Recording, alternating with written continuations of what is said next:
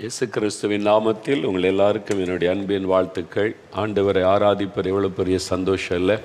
அரும் இசைக்கருவிகளோடு ஆண்டவரை ஆராதிப்பது நாம் இயேசுடிக்கிறார் ஊழியத்தில் இருக்கிற அருமை பிள்ளைகள், அருமை தம்பிமார்கள் கிண்ணறம் வாசித்து நல்ல அருமையாய் நம்மை ஆராதனையில் நடத்தினார்கள். கர்த்தர் அவர்களை ஆசீர்வதிப்பாராக. இந்த ஆராதனை பாடலில் நீங்களும் பங்கு பெற்றீங்கல்ல, என் மீட்பர் உயிரோடு இருக்கிறார். அப்படி சொல்லும் போதே உள்ளத்தில் சந்தோஷம் வரும். அப்படி சொல்லுங்கள், என் மீட்பர் இயேசு உயிரோடு இருக்கிறார். வலதுகரம் உயர்த்துங்க, ஒரு வார்த்தை சொல்லுங்கள், என் மீட்பர் இயேசு உயிரோடு இருக்கிறார்.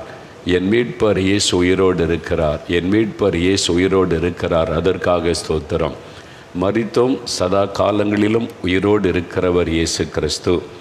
அதனால தான் இன்றைக்கும் இயேசுவின் பெயரை சொல்லும் பொழுது அற்புதங்கள் அடையாளங்கள் நடைபெற்று கொண்டே இருக்கிறது. உங்களுக்கு ஒரு அற்புதம் தேவைதானே? அதுக்காகத்தான் ஆண்டவருடைய சமூகத்தில் காத்திருக்கிறீங்க. இல்லை நாங்கள் தேசத்துக்காக ஜெபிக்கணும், எழுப்புதலுக்காக ஜெபிக்கணும், அதுக்காக காத்திருக்கிறோம். வசனத்தை கேட்டு இன்னும் ஆண்டவருக்குள்ளே வளரணும், அதுக்காக காத்திருக்கணும். அப்படி சொல்லுகிற பிள்ளைகளும் நிறைய பேர் இருக்கிறீங்க. உங்களுக்காக நான் ஆண்டவரை ஸ்தோத்திரிக்கிறேன். சரி, இந்த நாளில் இப்பொழுது சாட்சிகளை நாம் கேட்க போகிறோம். உங்களுக்காக ஒரு ஜெபம் தேவை. ஆண்டவர் உங்களுக்கு ஒரு அற்புதம் செய்வார். நேற்றைக்கு ஜெபம் முடிச்சுட்டு மூலிரவு ஜெபம் நடைபெற்றது. ஒரு 2200 பேர் வந்திருந்தாங்க. அருமையான சகோதரர் மேக்ஸ்வெல் அவங்க வெஸ்லி மேக்ஸ்வெல் அவங்க அழகாய் பாடல் பாடி ஆராதனை நடத்தினது மாத்திரல்ல, நல்ல ஒரு எழுப்புதல் செய்தியை கொடுத்து ஜெபித்த போது ஒரு பெரிய அபிஷேகம் மக்கள் மத்தியில் இறங்கி வந்ததை பார்க்க முடிந்தது.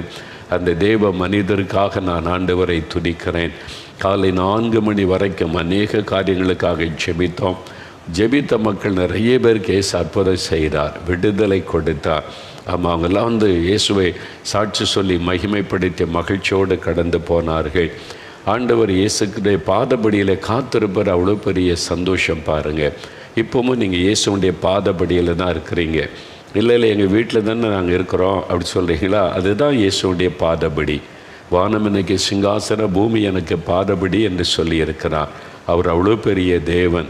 அவருடைய பாதத்தில் தான் நீங்கள் இப்போ அமர்ந்திருக்கிறீங்க. இந்த நிகழ்ச்சியை பார்த்து இயேசுன்ற நாமத்தை மனதில் நினைவு கூறும் பொழுதே அவருடைய பிரசன்னம் உங்களுடைய வீட்டுக்குள்ளே வந்து விட்டது. இப்போ அவர் உங்களுடைய ஜெபத்தை கேட்டு உங்களுக்கு அற்புதம் செய்ய போகிறார். உங்களுக்கு என்ன அற்புதம் வேணும்? சுகம் வேணுமா? விடுதலை வேணுமா? கடன் பிரச்சனை மாறணுமா? குழந்தை செல்வம் வேணுமா? ஏதோ ஒரு போராட்டம் நீங்கணுமா? என்ன ஆசீர்வாதம் வேணும்? நீங்கள் இயேசுவனிடத்தில் கேட்கும்போது கட்டாயம் உங்களுக்கு தருவார். அதற்கு முன்னால் சில சாட்சிகளை நான் உங்களுக்காக வாசிக்கிறேன். நிறைய பேர் அனுபவங்களை எழுதுகிறாங்க. நமக்கு எல்லாத்துக்கும் டைம் போதாதில்ல, அதனால் ஒரு 5 சாட்சிகளை வாசிக்கிறேன். 2 சாட்சிகளை வீடியோவில் நீங்கள் பார்க்க போகிறீங்க. அப்புறம் ஒரு 5 நிமிடம் ஜெப நேரம், உங்களுக்கான ஜெப நேரம். இயேசு கிறிஸ்துக்கிட்ட நீங்கள் மனம் திறந்து பேசலாம், கேட்கலாம், பெற்றுக்கொள்ளுவீங்க. சரி, இந்த சாட்சியை கேட்குறீங்களா? முதலாவது சகோதரர் பிரவீன் குமார், பெங்களூரில் இருந்து சகோதரர் பிரவீன் குமார் அவங்க அனுபவத்தை எழுதியிருக்கிறாங்க. எனக்கு வயது 35 ஆகிறது. நான் கிறிஸ்துவ குடும்பத்தில் பிறந்திருந்தாலும் எனக்கும் இயேசுவுக்கும் வெகு தூரமாகத்தான் இருந்தது. ஒழுங்காக ஆலயத்திற்கு செல்ல மாட்டேன், ஒழுங்காக ஜெபிக்கவும் மாட்டேன். நான் என்னுடைய 15 வயதிலேயே, பள்ளி பருவத்திலேயே என்னுடைய நண்பர்களுடன் சேர்ந்து வீட்டிற்கு தெரியாமல் மதுபானம் குடிக்க ஆரம்பித்தேன். அதனோடு கூட ஹார்ன்ஸ் போட ஆரம்பித்தேன். இந்த 2 பழக்கங்களும் நாளடைவில் எனக்கு அடிமைத்தனமாக மாறியது. அதிகமாக குடிப்பேன். குடிப்பதற்காகவே சில நாட்களில் 3000 ரூபாய்க்கு மேலாக செலவு செய்வேன். எனக்கு திருமணமான பின்பும் மதுபானத்தையும் ஹார்ன்ஸ் போடுவதையும் என்னால் நிறுத்த முடியவில்லை. இதனால் எனக்கும் என் மனைவிக்கும் அடிக்கடி சண்டை ஏற்படும். ஆனாலும் நான் குடித்து கொண்டே தான் இருப்பேன். இந்த சூழ்நிலையில் எனக்கு ஒரு கிட்னியும் செயலிழந்து போனது. அதன் பின்பதாக மூளையில் கட்டியும் வந்தது. அதற்கு பிறகு 2 கால்களும் பலவீனப்பட்டு போனது. 3 விதமான பாதிப்பு பாருங்கள். இந்த மாதிரி சூழ்நிலையில் அவங்களுக்கு கிட்னியில் ஒரு பாதிப்பு, அது மூளையில் ஒரு கட்டி வந்துட்டுன்னு டாக்டர் சொல்லிட்டாங்க. அவருடைய கால்கள் பலவீனப்பட்டு போயிற்று. சுகம் கிடைப்பதற்காக மந்திரவாதிகளையும் நான் நாடி சென்றேன். ஆனாலும் எனக்கு சுகம் கிடைக்கவில்லை. நல்லா அறிந்து கொள்ளுங்க, இந்த மந்திரவாதம் பில்லி சொன்னியம் பணம் கொடுத்து மந்திரவாதம் செய்வாங்க. மந்திரவாதம் எதை வச்சு செய்வாங்க, யாருக்கிட்ட செய்வாங்கன்னு நினைக்கிறீங்க? நீங்களே யோசித்து பாருங்கள். மந்திரவாதம் வானத்தையும் பூமியை உண்டாக்கின கடவுளை வச்சு யாராவது மந்திரவாதம் பண்ண முடியுமா? இல்லை. அப்போ மந்திரவாதன்றதை எதை வச்சு? பிசாசை வச்சு செய்வார். பிசாசு உங்களை குணமாக்குவானா? நீங்கள் யோசிங்க. உங்கள்கிட்ட இருக்கிற பணத்தை வாங்கி கொள்ள, அவ்வளோதான். அதனால் பிசாசால் உங்களுக்கு சுகம் கொடுக்க முடியாது, நிம்மதியெலாம் தர முடியாது. இந்த உலகத்தில் கிரியை செய்கிற 2 விதமான வல்லமை, ஒன்று தேவனுடைய வல்லமை, இன்னொன்று பிசாசின் வல்லமை. மந்திரவாதம் என்பது பிசாசினிடத்தில் செய்வது எல்லாருக்குமே தெரியும். அதனால் அது ஒன்று உங்களுக்கு சுகம் கொடுக்க முடியாது. பாருங்கள், அங்கே போய் ஏமாற்றப்பட்டு அதனால் சுகம் கிடைக்காம, ஆனாலும் எனக்கு சுகம் கிடைக்கவில்லை. சுமார் 15 லட்சம் ரூபாய்க்கு மேலாக செலவு செய்தோம்.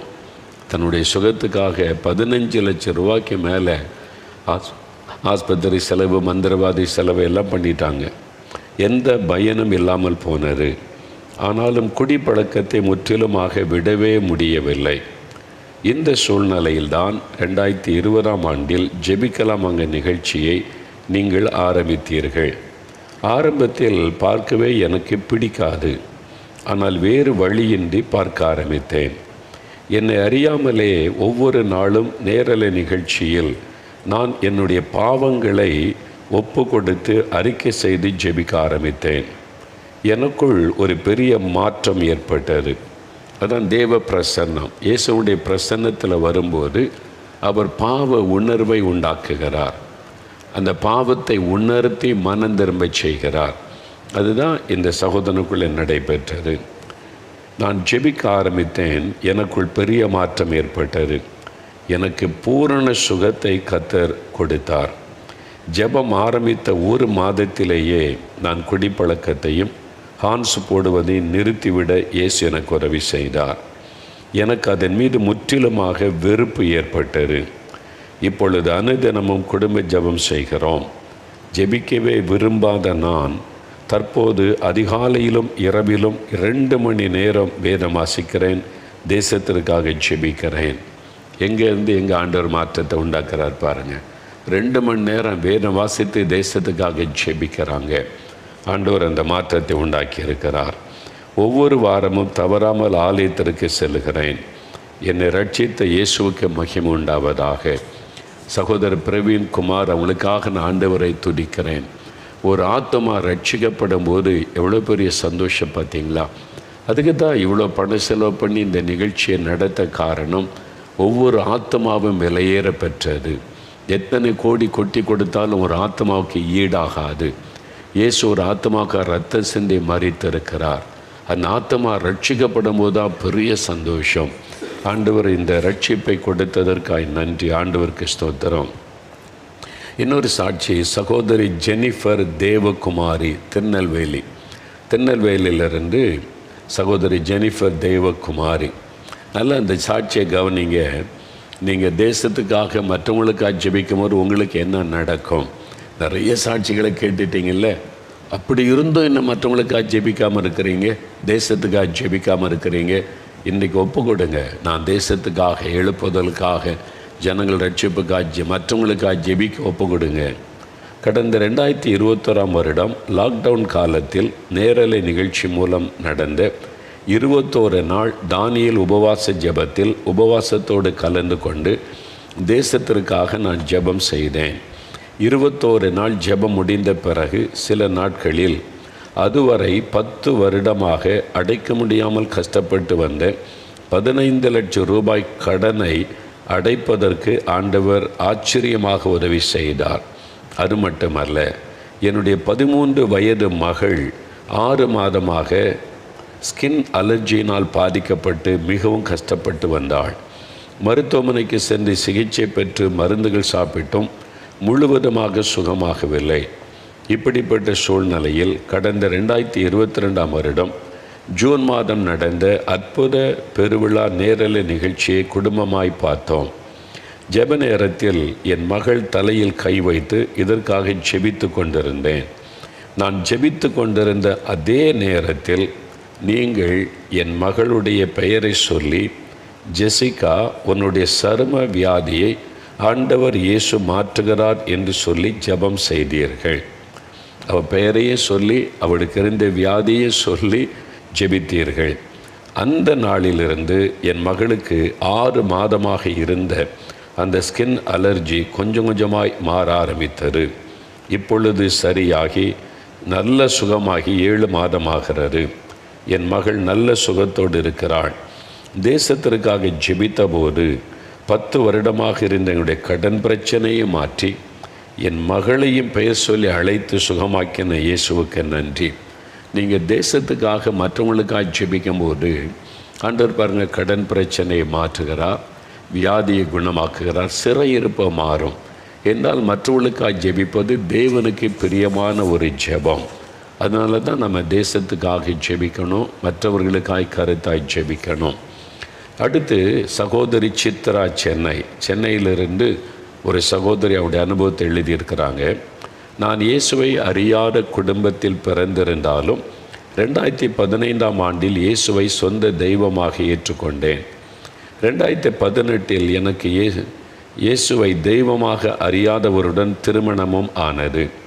என் திருமணத்திற்கு பிறகு இயேசுவுடன் எனக்கு இருந்த ஐக்கியமும் குறைய தொடங்கியது.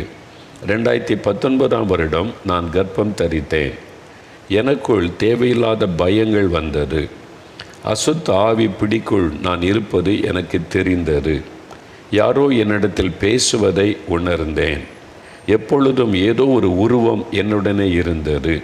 நீ செத்து போய்விடு, உன்னிடத்தில் யாருமே பாசமாக இல்லை, நீ ஏன் இருக்கிறாய் என்று அந்த சத்தம் என்னோடு பேசத் தொடங்கியது. இரவிலும் எனக்கு தூக்கம் இருக்காது. பல கெட்ட கனவுகள் வந்து எழுந்து விடுவேன். விபத்துகள் நடப்பது போன்று, விபத்தில் எனக்கு தெரிந்தவர்கள் என் சொந்தக்காரர்கள் செத்து போய் விடுவது போன்று எல்லா கனவுகளும் இப்படித்தான் இருக்கும். இது நிஜத்தில் நடந்துவிடுமோ என்ற பயம் எப்பொழுதும் எனக்கு எரிந்து கொண்டே இருக்கும். இந்த சூழ்நிலையில்தான் யூடியூபில் உங்களுடைய வாக் வித் ஜீசஸ் நிகழ்ச்சியை பார்த்தேன். இயேசு என்னோடு பேசுவதை உணர்ந்தேன். நான் மறுபடியும் ஜெபிக்கத் தொடங்கினேன். மறுபடி இயேசுக்குள் என்னை புதுப்பித்து கொண்டேன். தொடர்ந்து வேதம் வாசித்து ஜெபிக்க ஆரம்பித்தேன். இயேசுக்குள் நான் இருந்தபோது எனக்குள் இருந்த பலன் திரும்பவும் எனக்கு வந்தது. பிசாசுகளை கண்டு பயந்து கொண்டிருந்த நான் இப்பொழுது பிசாசுகளை துரத்தும் அளவிற்கு ஜெப வீராங்கனையாக எழுந்தேன். எனக்கு ஒரு ஆண் குழந்தையும் பிறந்தது. ஜெபிக்கலமாங்க நிகழ்ச்சியை பார்த்து என் குடும்பத்தின் ரட்சிப்புக்காகவும் தேசத்திற்காகவும் ஜெபிக்க ஆரம்பித்தேன். என் சொந்த தங்கை இயேசுவை ஏற்றுக்கொண்டாள். என் கணவர், என் குடும்பத்தார் இயேசுவை ஏற்றுக்கொள்ள தொடர்ந்து ஜெபித்து வருகிறேன். இயேசுவை தெரிந்து கொண்டு காலப்போக்கில் இயேசுவை நான் மறுதலித்தாலும் இயேசு என்னை விட்டுவிடவில்லை. மறுபடியும் சேர்த்து கொண்டார். நானும் நன்மைகளை பெற்றுக்கொண்டேன். இல்லை என்றால் எப்போதோ தற்கொலை செய்து செத்து போயிருப்பேன். என்னை கைவிடாத இயேசு என்னை காத்து கொண்டதற்காக நன்றி. நீங்கள் அவரை விட்டு விலகி போனாலும் அவருடைய அன்பு உங்களை தொடர்ந்து கொண்டே இருக்கும். என் மகனே, என் மகளே, நீ என்னை விட்டு தூரம் போனாலும் நான் உன்னை தொடர்ந்து வருகிறேன். நீ மறுபடியும் திரும்பி வா, மறுபடியும் என்னுடைய அன்புக்குள்ளே வந்துவிடு என்று ஆண்டவர் அழைக்கிறார். அவரை விட்டு தூரமாக விலகி போனால் நிம்மதி இருக்காது, சமாதானம் இருக்காது, ஒரு நிரந்தரமான ஆசீர்வாதம் இருக்காது. அது உங்களுடைய சமாதானத்தை பாதித்து கொண்டே இருக்கும். அவர் தான் சமாதானம். அவர் அன்பானவர், மன்னிக்கிறவர். நீங்கள் மறுபடியும் உங்களை ஆண்டவரிடத்தில் ஒப்பு கொடுக்கும்போது உங்களை மன்னித்து சேர்த்து கொண்டு உங்களை ஆசீர்வதிப்பார். பார்த்தீங்களா, இவங்க இயேசு விட்டு விலகின உடனே பிசாசு உள்ள நுழைஞ்சிட்டான். பயம், தற்கொலை எண்ணம் பேச ஆரம்பிச்சிட்டான். சாத்தான் கூட பேசுவான், மனதில் பேசுவான். அதனால் பேசுகிற சத்தத்தை எல்லாம் கேட்டு கடவுள் பேசுகிறான்னு நினச்சிடக்கூடாது. உண்மையாய் ஆண்டவர் பேசுகிறதற்கும் பிசாசு பேசுகிறதுக்கு வித்தியாசம் இருக்கிறது. அதை கண்டுபிடித்து விடலாம். அவங்க பாருங்கள், பிசாசு பேசினா தற்கொலை பண்ணிடு செத்துரு அந்த எண்ணத்தை கொண்டு வந்தான். இயேசு விடுதலை கொடுத்துட்டார். இந்த மாதிரி போராட்டத்தில் சிலர் இருக்கிறீங்க. உங்களோடு தான் ஆண்டவர் பேசுகிறார். சகோதரி, ராத்திரி தூங்க முடியல, பயப்படுத்துகிற காட்சிகள், பேசுகிறது ஒரு ஆவி. இன்றைக்கு உங்களுக்கு விடுதலை நாள். ஆண்டவர் விடுதலை தருவார். சகோதரி டாரதி, பெங்களூரிலிருந்து ஒரு சகோதரி, என்னுடைய மகளுக்கு திருமணம் செய்து கொடுத்து 7 வருடங்கள் கடந்தும் குழந்தை பாக்கியம் இல்லை. 2 முறை கருத்தரித்தும் தானாகவே அபார்ஷன் ஆகிவிட்டது. ஏராளமான சிகிச்சை முறைகளை செய்து பார்த்தோம். நிறைய பணம் செலவழிந்ததை தவிர எந்த பயனும் இல்லை. இறுதியாக ஒரு மருத்துவர் இயற்கையாய் குழந்தை பிறக்க வாய்ப்பில்லை, IVF என்ற முறையில் முயற்சித்து பார்க்கலாம் என்று சொல்லியிருந்தார். இந்த சூழ்நிலையில் ஜெபிக்கலாமாங்க மற்றும் ஆசீர்வாத உபவாச ஜெபம் நேரலை நிகழ்ச்சிகளை பார்த்து தொடர்ந்து ஜெபித்து வந்தோம். உங்கள் நிகழ்ச்சியில் வாசிக்கப்பட்ட சாட்சிகள் எங்களுக்கு மிகுந்த விசுவாசத்தை கொண்டு வந்தது. என் மகளும் விசுவாசத்தோடு ஜெபம் செய்ய ஆரம்பித்தாள். ஜெபிக்க ஆரம்பித்ததும் என் மகள் மருத்துவத்தை முழுமையாய் நம்பியிருந்ததை விட்டுவிட்டாள். IVF முறையில் முயற்சிக்க விரும்பாமல் இயேசுவை மாத்திரம் நம்பி அற்புதத்திற்காக எதிர்பார்த்து காத்திருந்தாள். நானும் ஒரு பொருத்தனையோடு என் மகளுக்காக ஜெபித்தேன். இயற்கையாய் குழந்தை பிறக்க வாய்ப்பு இல்லை என்று என் மகளுக்கு சொல்லப்பட்டாலும் இயேசு இயற்கைக்கு அப்பாற்பட்டு ஒரு அற்புதத்தை செய்து என் மகள் இயற்கையாகவே கருத்தரிக்கை செய்தார். கடந்த ஜனவரி மாதத்தில் என் மகளுக்கு அழகான ஒரு ஆண் குழந்தையை இயேசு கொடுத்து ஆசீர்வதித்தார். இயேசுவை மாத்திரம் நம்பியிருந்தபோது நாங்கள் பெற்றுக்கொண்ட ஆசீர்வாதத்துக்காக இயேசுவை மனதார துதித்து மகிழ்கிறோம். என் மகளின் 7 வருட துக்கம் சந்தோஷமாய் மாறியது. நான் பொருத்தனை செய்தபடி இயேசுவை அறியாத 100 பேருக்கு வேத புஸ்தகம் வாங்கி கொடுத்தேன். பாருங்கள், 7 வருஷமாக குழந்தை இல்லை. இனி இயற்கையாக கருத்தரிக்க வாய்ப்பே இல்லைன்னு சொல்கிறாங்க. அப்போ அவங்க இயேசு மேலே விசுவாசம் வைக்கிறாங்க. முடியாததை அவர் முடிய செய்கிற தேவன். கர்த்தர் ஜெபத்தை கேட்டு ஆசீர்வதித்து குழந்தையை கொடுத்து விட்டார். நீங்கள் கூட உமக்காக வளர்க்க எனக்கு குழந்தை கொடுங்க ஆண்டவரேன்னு ஜெபிங்க. கட்டாயம் ஆண்டவர் இந்த பொருத்தனையை கவனமாக கேட்டு உங்களை ஆசீர்வதித்து குழந்தை செல்வத்தை தருவார். நீங்கள் தோல்வி அடைந்திருக்கலாம், பணத்தை செலவு பண்ணி நிறைய நஷ்டங்களை சந்தித்திருக்கலாம். இன்றைக்கு இயேசு உங்களுக்கு ஒரு அற்புதம் செய்த மகளை செய்வார். கடைசியாக ஒரு காரியம் பாருங்கள். சகோதரி பிரியா திருச்சி, இவங்களுக்கு என்ன நடந்தது பாருங்கள்.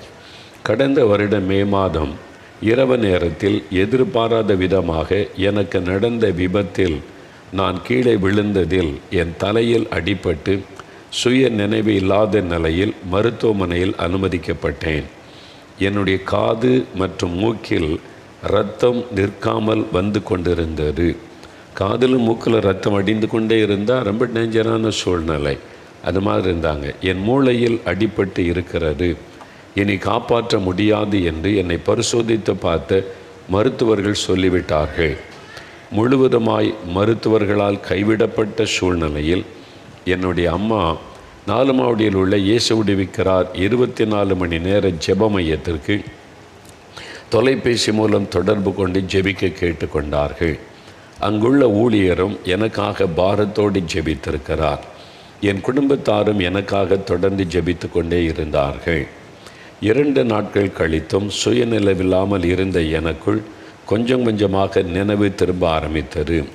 வீட்டிற்கு வந்த பிறகு தொடர்ந்து எல்லா ஜெப நிகழ்ச்சிகளை பார்த்து ஜெபிக்க ஆரம்பித்தேன்.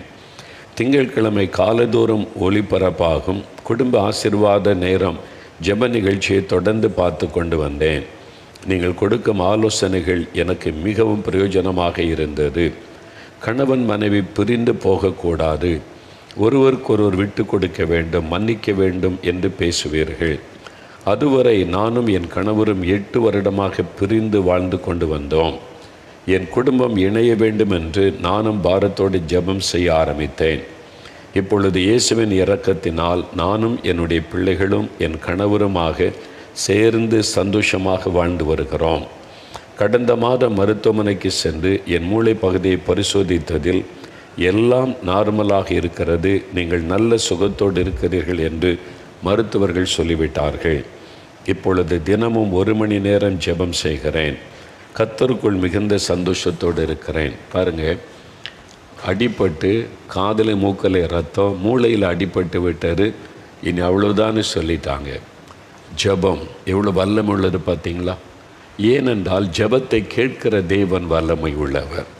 என் நாமத்தில் எதை கேட்டாலும் செய்வேன்னு ஆண்டு சொல்லார். இயேசுவே என்னுடைய பெயரை சொல்லி கூப்பிடும் போது அற்புதம் செய்கிறார்.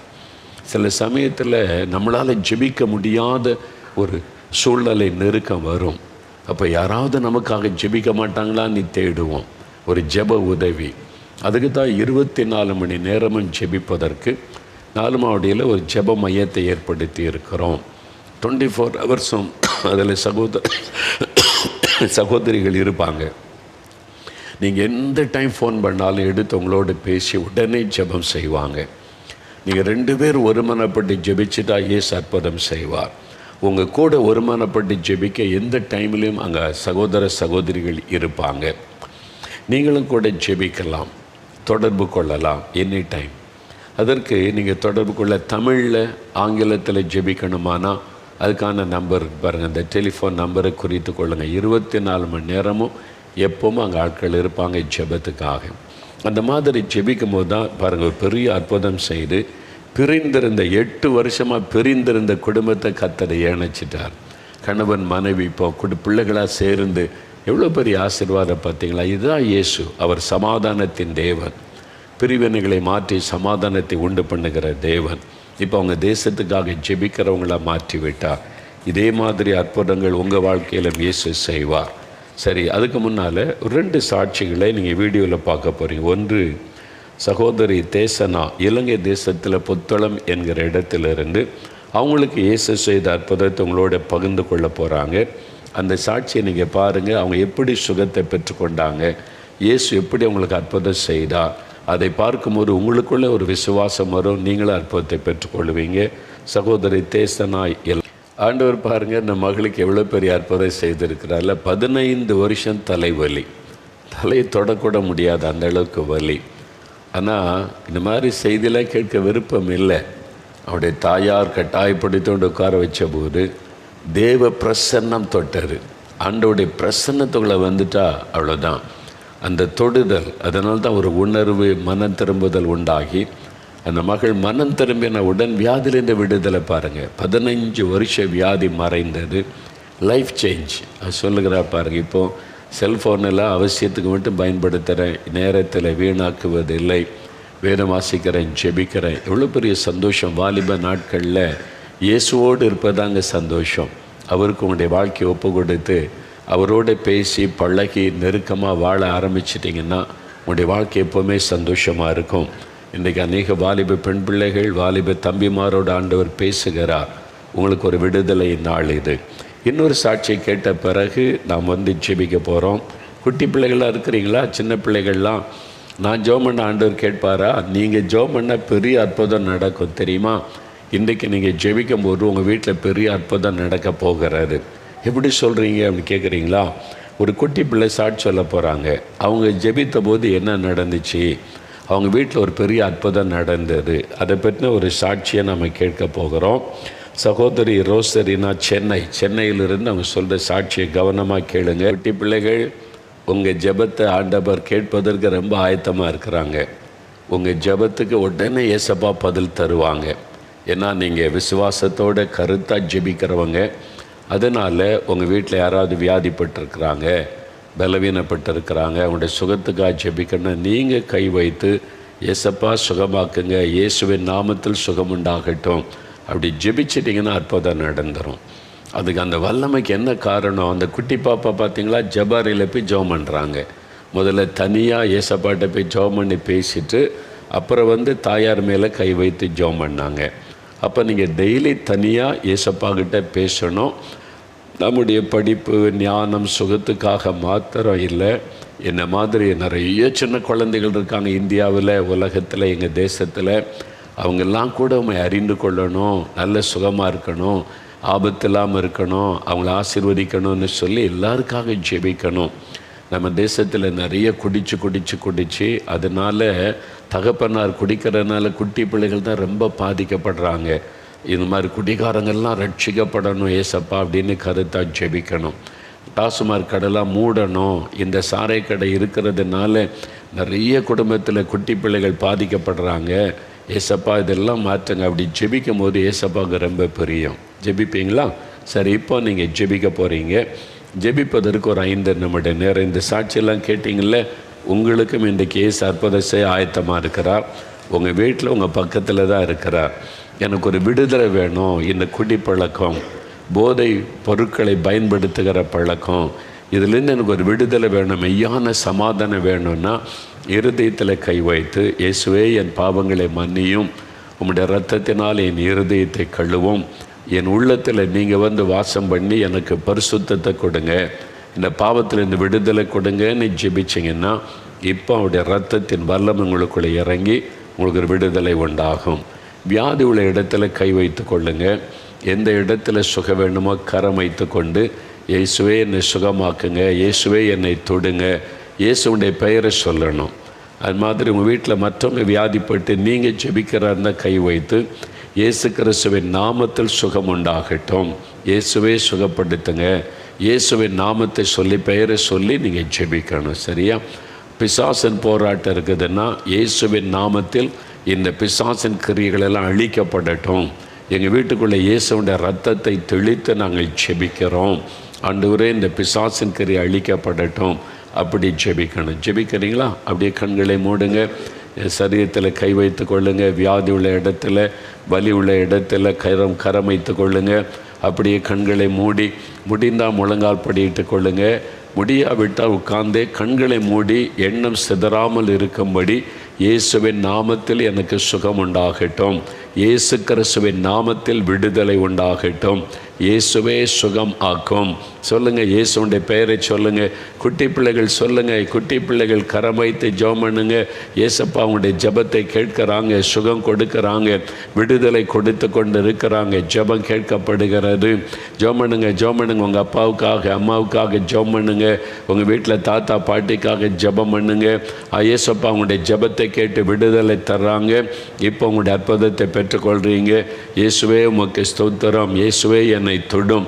இயேசுடைய பெயரை சொல்லுங்கள், இயேசுடைய பெயரை சொல்லுங்கள்.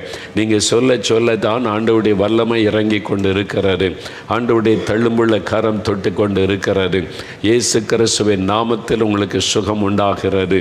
பயப்படாதங்க, பயத்தின் ஆவி விலகுகிறது. இயேசுவின் நாமத்தில், இயேசுவின் நாமத்தில் சுகுமார் சுகுமார் என்கிற சகோதரன் உங்களுடைய குழந்தை தொட்டு ஜெபிக்கிறதுனால இன்றைக்கு உங்களுக்கு விடுதலை. உங்களுடைய குழந்தையினுடைய ஜெபத்தை இயேசு கேட்டு உங்களுக்கு விடுதலை தருகிறார். உங்களுடைய பயம் விலகுகிறது. அந்த மரண வியாதி உங்களை விட்டு மாறுகிறது. இது குணமாக்க முடியாது, மருந்து மாத்திரை கடைசி வர போடணும்னு சொல்லிட்டாங்கல்ல, இன்றையிலிருந்து உங்களுக்கு விடுதலை. இனி இந்த மருந்து மாத்திரை அவசியம் இருக்காது. இயேசுவின் நாமத்தில் நீங்கள் சுகத்தை பெற்றுக்கொண்டீங்க, இயேசுவுக்கு நன்றி அப்படின்னு இயேசுவுக்கு நன்றி சொல்லுங்கள். மூர்த்தி என்கிற சகோதரர் உங்களுடைய ஜெபம் கேட்கப்பட்டது.